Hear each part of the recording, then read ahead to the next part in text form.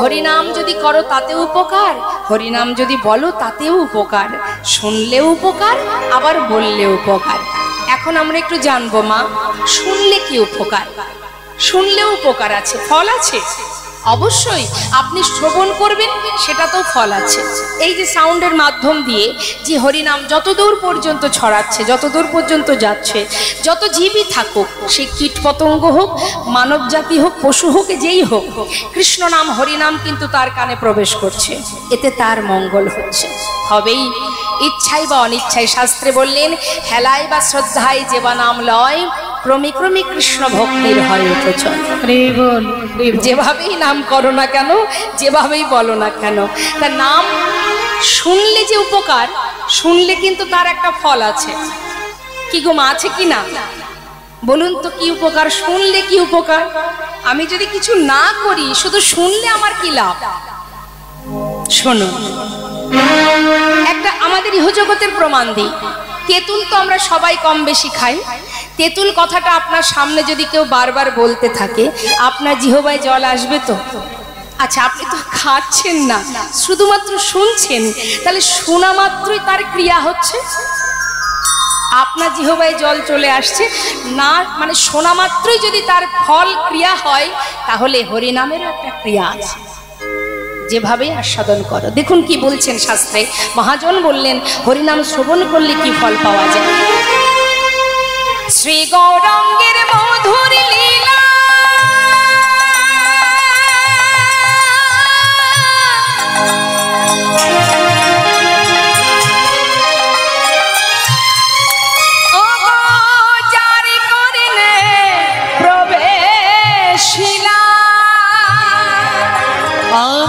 শ্রী গৌরাঙ্গের মধুর মধুর লীলা,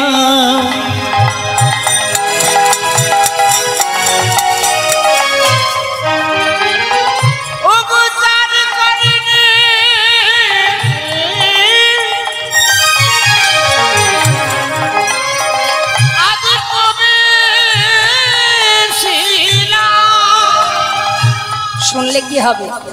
যদি কানের মধ্যে হরিনাম প্রবেশ করে, হৃদয় নির্মল ভেলতা,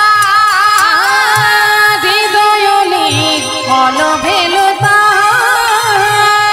হৃদয় নির্মল ভেলতা, ও অজ্ঞান আধার যাই গো দূরে, অজ্ঞান আধার যাই গো দূরে, যে জন হরিনাম শ্রবণ করে, আহায় অজ্ঞান আধার যাই গো দূরে, যে জন হরিনাম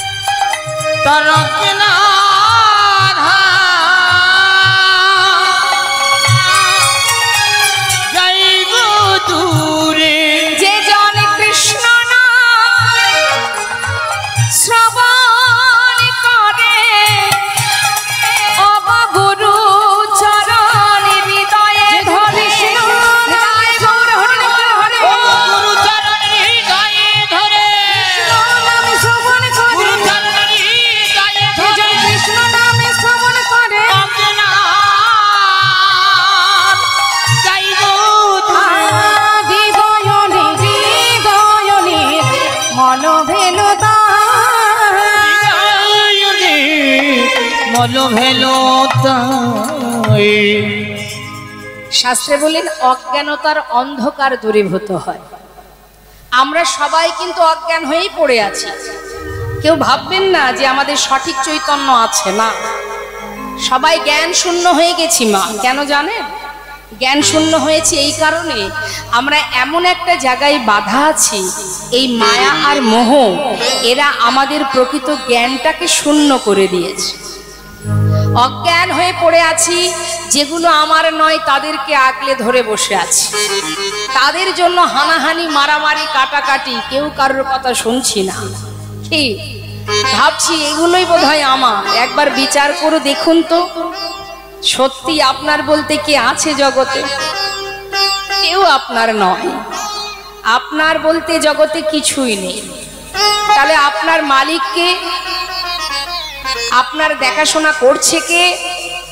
আপনি যতটুকু কর্ম অনুযায়ী ফল এনেছেন সেই ফল অনুযায়ী আপনি ফল পাচ্ছেন, আর আপনাকে যিনি পাঠিয়েছেন এবং নিয়ে যাওয়া পর্যন্ত তারই দায়িত্ব। তাছাড়া এই জগতে কেউ আমার নয়। কতক্ষণ আমার? যতক্ষণ তোমার ক্ষমতা আছে। ক্ষমতা যেদিন ফুরিয়ে যাবে সেদিন আর আমার বলতে কেউ থাকবে না বাবা। আমরা তো আমার আমার করে মরে গেলাম, তাই না মা? একটা সুন্দর মজার ঘটনা আপনাদের বলি, শোনো। এগুলো আমাদের জানতে হবে। যদি এতটুকু আমাদের চৈতন্য হয় সেটাই আমাদের লাভ। এক মা, তার কোনো সন্তান ছিল না। তা মা বাবার মনে বড় দুঃখ যে আমার একটা সন্তান নেই। তা সন্তান নেই, দুঃখ, দিন কাটে। দুঃখিনী মা প্রভুর কৃপা তার একটি সন্তান হলো, তাও কি পুত্র হলো। এখন পুত্র সন্তানকে পেয়ে মা বড় খুশি।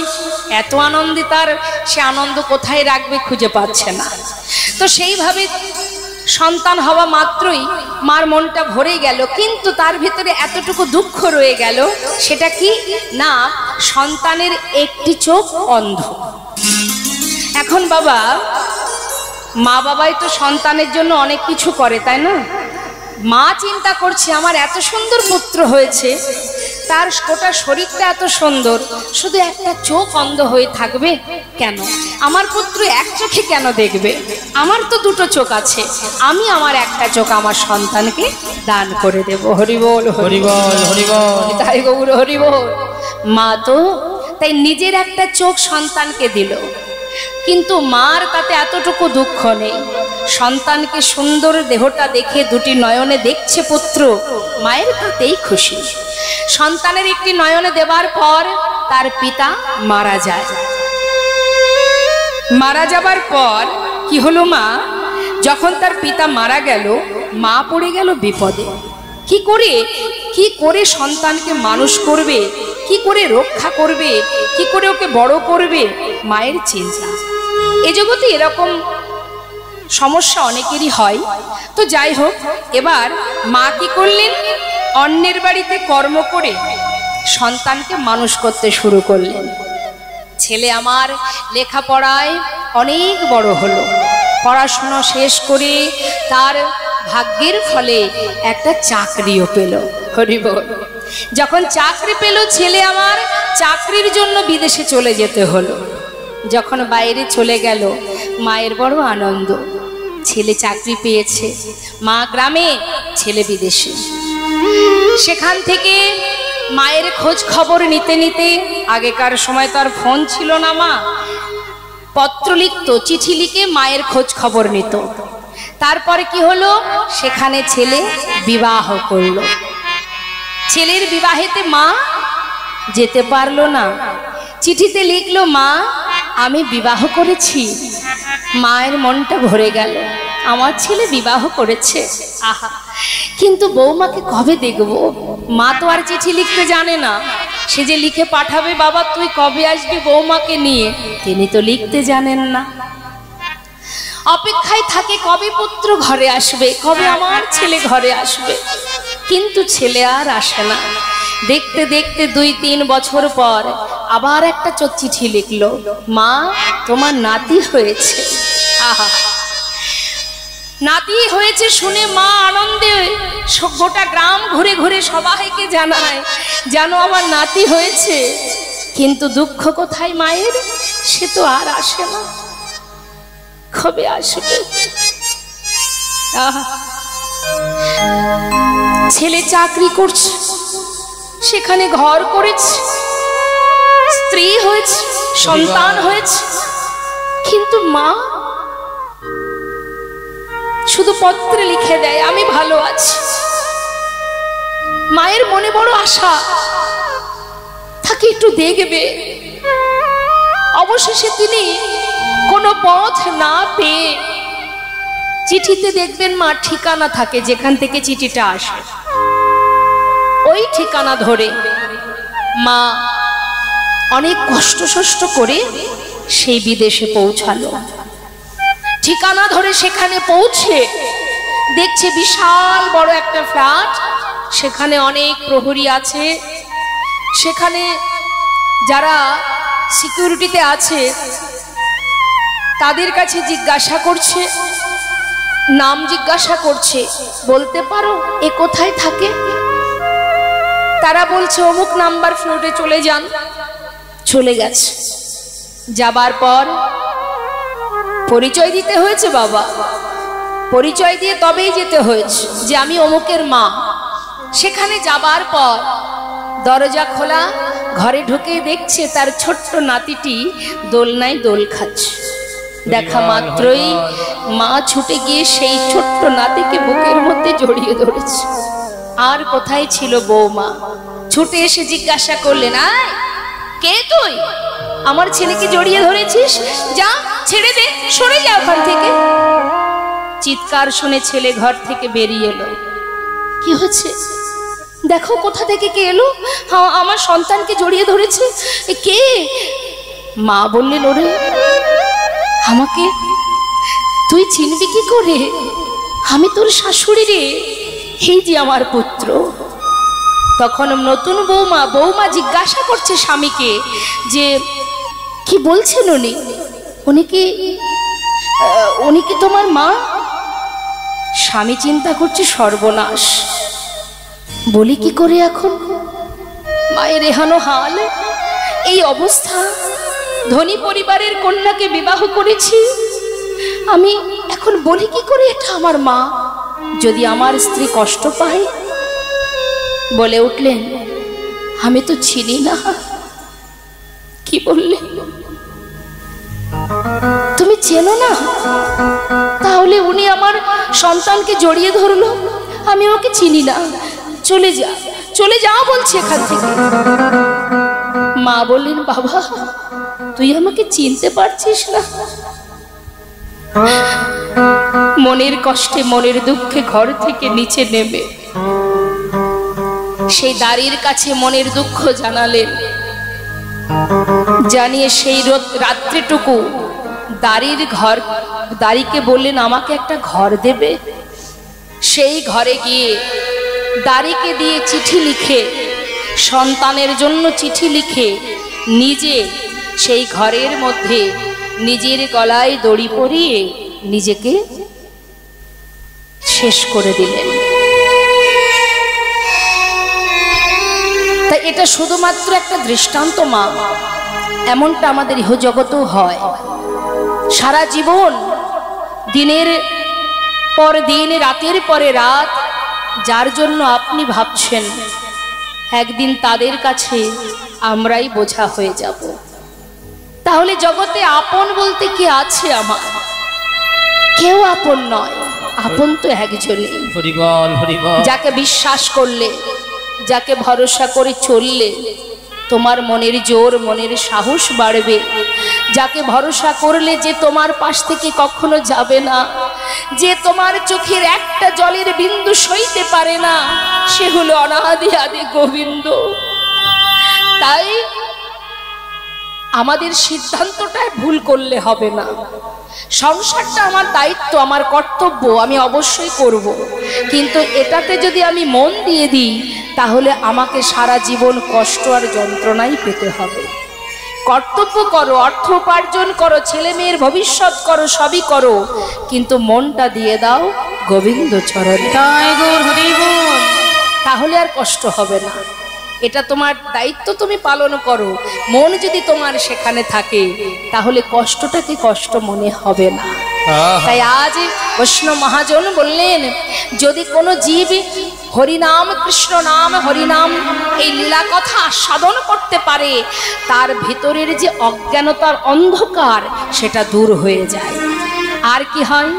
এটা তোমার শুধুমাত্র শোনার গুণ। আর যদি কেউ হরিনাম গায় সে কি পাবে? হরিনাম গাইলে আশা করি আপনারা সবাই গাইতে পারেন। মহাজন বলছে, যে গৌরঙ্গের নাম লয় তার হয় কৃষ্ণ প্রেমোদয়। যে গৌরাঙ্গের নামে লয় তার হয় কৃষ্ণ প্রেমোদয়। এই ঘোর কলিকালে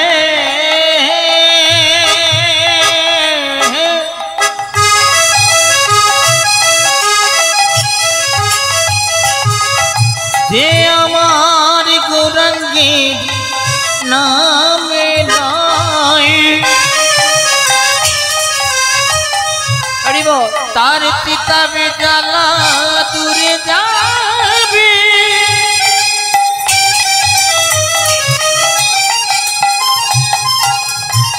এই মধুর কৃষ্ণ নামে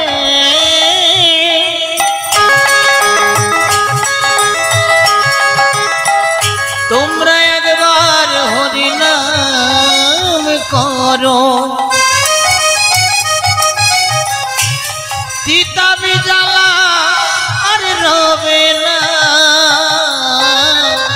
যে গৌরাঙ্গের নাম লয় তার হয় কৃষ্ণ প্রেমোদয়। ওগো তার মই যায় বলিহারি। তারে মই যায় বলে হারি। ওই না তরে মই যাই বলে হারি। তারে মই যাই বলে হারি। হরিনাম কৃষ্ণ নাম বদনে যদি কেউ গাইতে পারে, মুখে যদি হরিনাম উচ্চারণ করতে পারে, তার কি হয়? কৃষ্ণ প্রেমের উদয় হয়।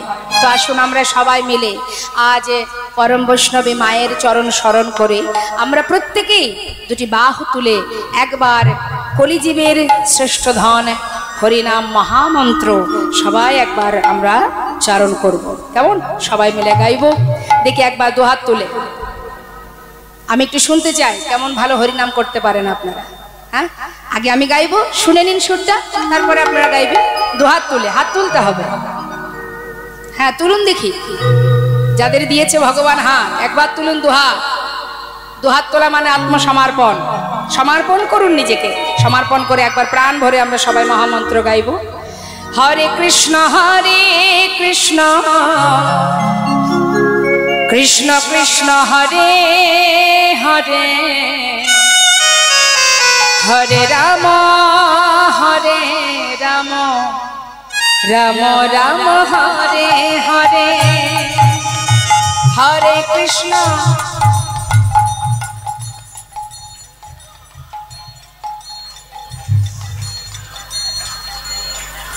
ডায়মন্ড হারবারে ক্যানিং হচ্ছে তো। হ্যাঁ, বৃষ্টিতে গলা বসে গেছে। কি হরি হরি নিতাই গৌর হরি হরি। গলা বসে গেছে, বৃষ্টি হয়েছে তাই? বসেনি তো, একটু উচ্চস্বরে করতে হবে, জোরে জোরে। হ্যাঁ জোরে জোরে, আর একসঙ্গে তালে তালে করবে, এক আগে পিছে যেন না হয়। তুলুন, হাত তুলুন দেখি, প্রত্যেকে তুলুন। হ্যাঁ, যে যে হরিনাম গাইতে চান অবশ্যই তুলবেন। আর যদি কেউ মনে করেন আমার দরকার নেই গাইবার, তোলার দরকার নেই, হাত হ্যাঁ দু হাত তুলে। হরে কৃষ্ণ কৃষ্ণ কৃষ্ণ হরে হরে, হরে রাম রাম রাম হরে হরে, হরে কৃষ্ণ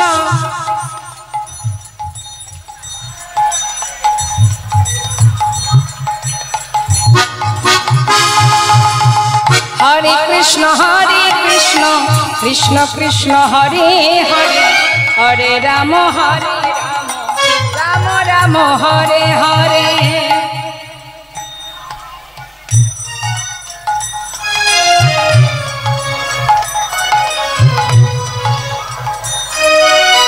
হরে কৃষ্ণ কৃষ্ণ কৃষ্ণ হরে হরে, হরে রাম রাম রাম হরে হরে, হরে কৃষ্ণ কৃষ্ণ কৃষ্ণ কৃষ্ণ হরে হরে, হরে রাম রাম রাম হরে হরে, হরে কৃষ্ণ কৃষ্ণ কৃষ্ণ হরে হরে, হরে রাম রাম রাম হরে হরে। বলো হরে কৃষ্ণ কৃষ্ণ কৃষ্ণ হরে হরে, হরে রাম রাম রাম হরে হরে।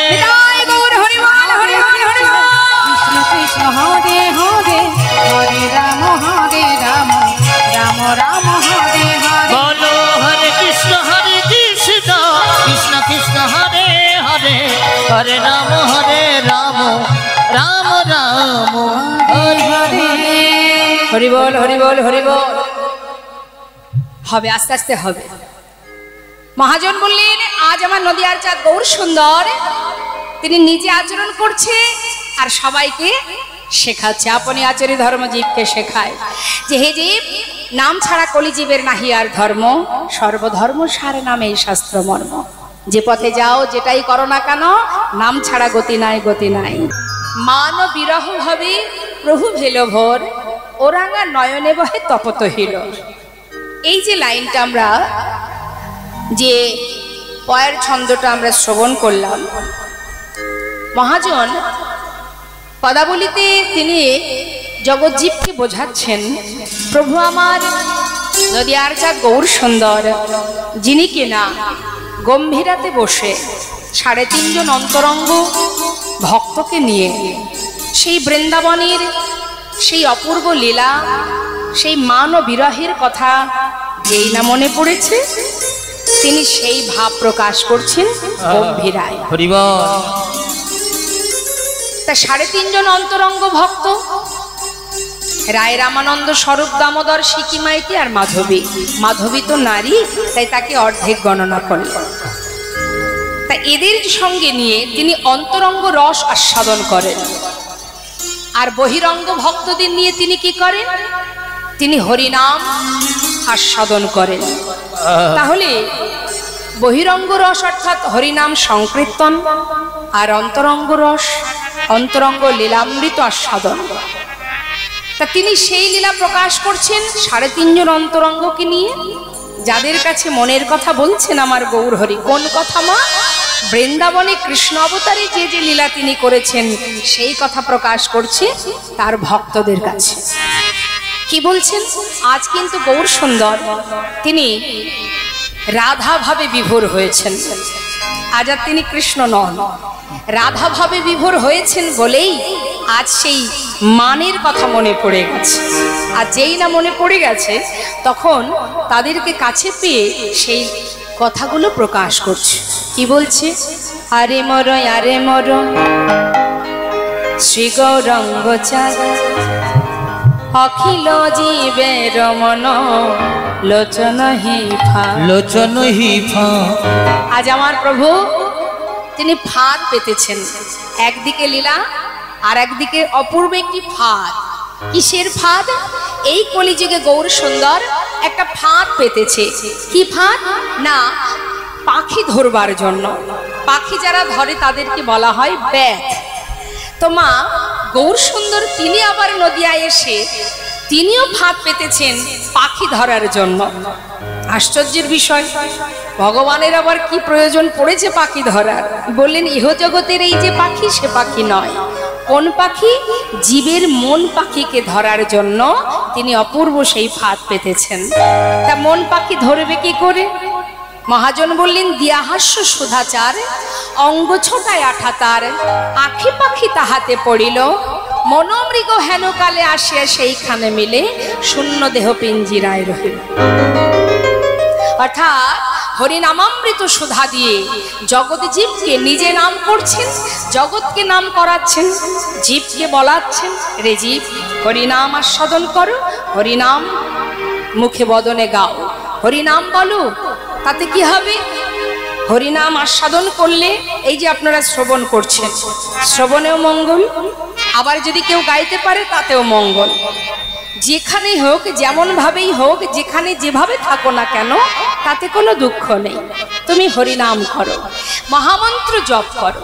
তুমি কর্ম করছো হাতে, তোমার অঙ্গে শুদ্ধ বসন নেই, তাতে কোনো দুঃখ নেই। যেখানে থাকবে যেমন থাকবে, অপবিত্র পবিত্র বা সর্ববস্থাঙ্গত পেবা যশ হারে পুণ্ডরিকাক্ষ সবার অভ্যন্তর সূচি।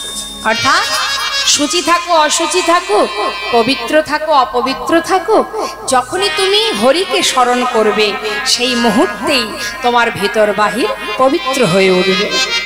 আর যখনই তোমার পবিত্র হয়ে উঠবে, তুমি মুখে নাম করছো, অর্থাৎ নামের ফল তো তুমি পাবেই। তাহলে আলাদা করে তোমাকে স্থানকাল পাত্রের দরকার হচ্ছে না।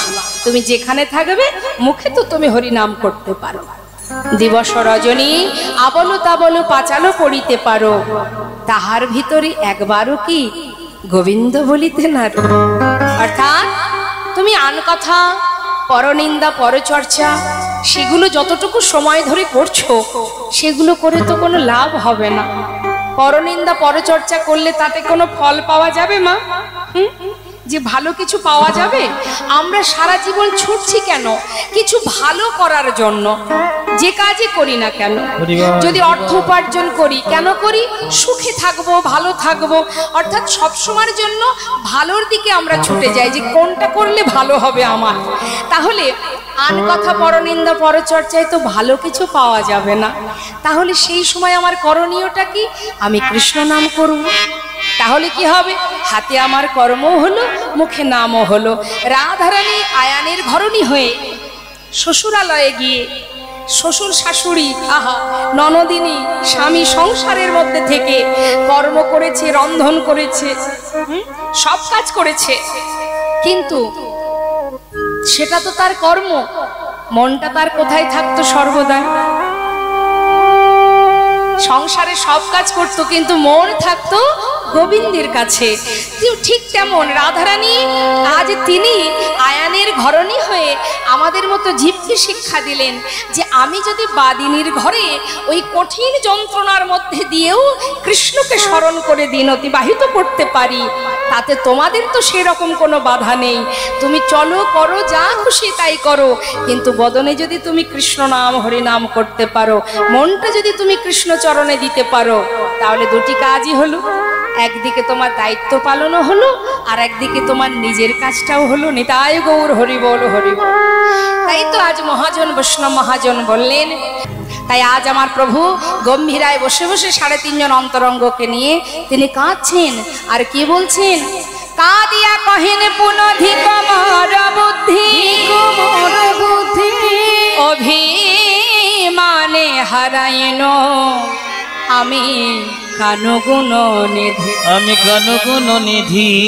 আহা, যে হইল মনের দুঃখ আমি কি বলিব কা, মঝ মন জীবন আমি কহিছে জোড়া, কহিছে জোড়ায়। কাঁদছেন ভাবের আবেশে তিনি, বৃন্দাবনের ভাবে বিভোর হয়ে যখন কাঁদছেন, মহাজন বললেন, দেখো দেখো প্রেম জলে ডুবো ডুবো, আহা, প্রেম জলে ডুবো ডুবো, আজি লোচন হে তারা, আজ প্রেম জলে, প্রেম জলে আজ ডুবু ডুবু, আজ লোচন হি তারা গো। আহা প্রলাপ সন্তাপ ভাব ভাবায়া দেবী ভরা,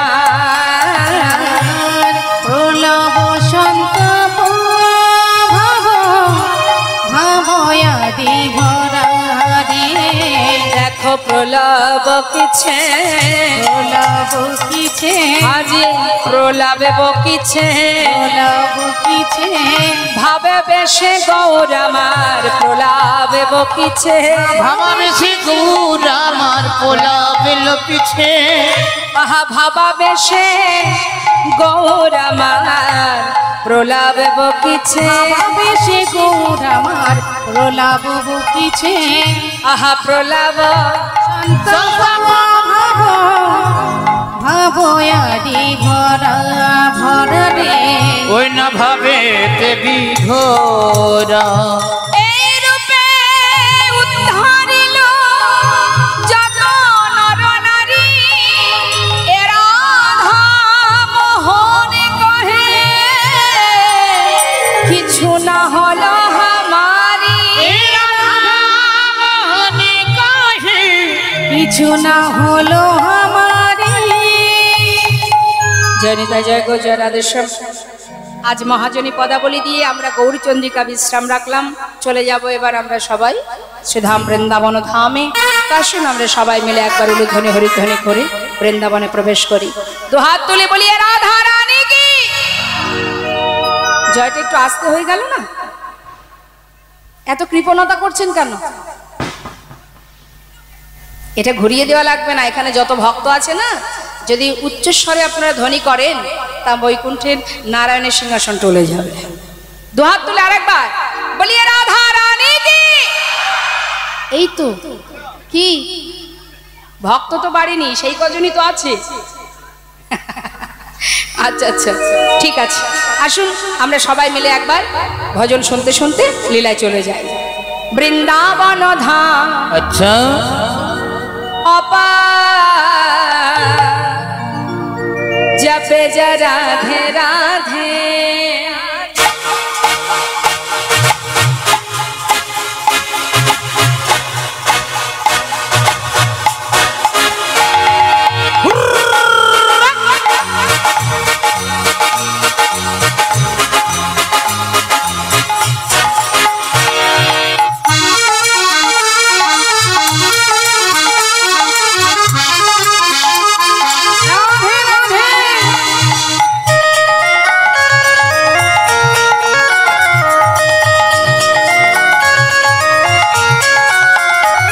বৃন্দাবন ধাম বৃন্দাবন ধাম অপার জপে যা রাধে রাধে। वृंदावन धाम अपार जो पीजा राधे राधे जपे जा राधे राधे भजे जा राधे राधे जपे जा राधे राधे भजे जा राधे राधे।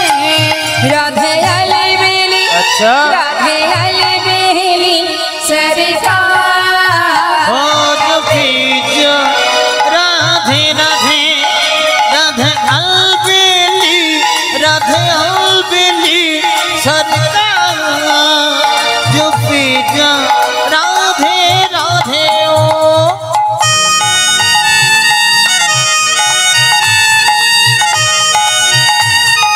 राधा रानी की जो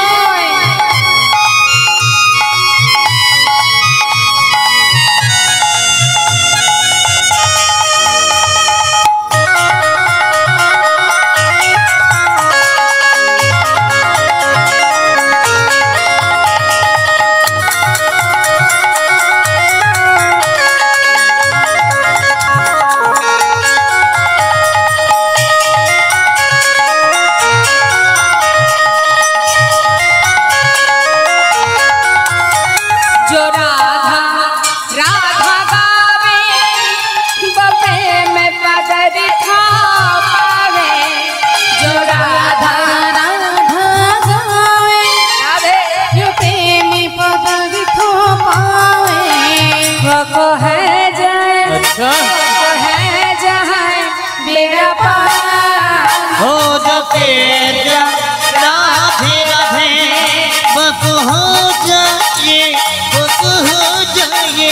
तेरा पार जो पीजा राधे राधे वृंदावन धाम की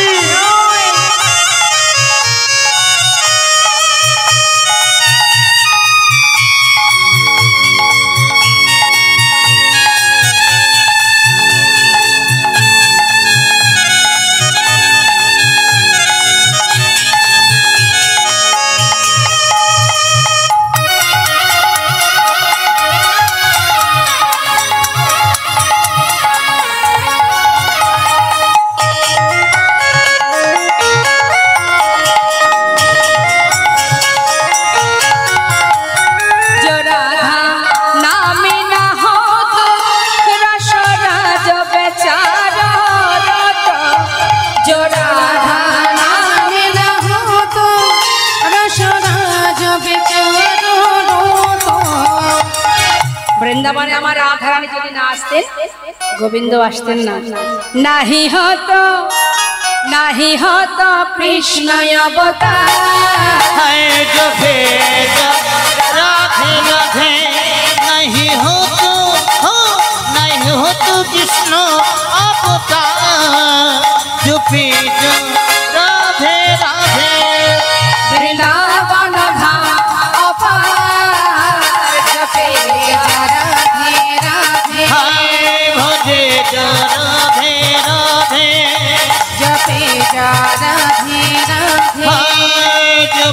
राधे राधे बोलिए राधा रानी की, वृंदावन धाम की जय। राधे श्याम जय राधे जय राधे। मधुमय श्री धाम वृंदावन।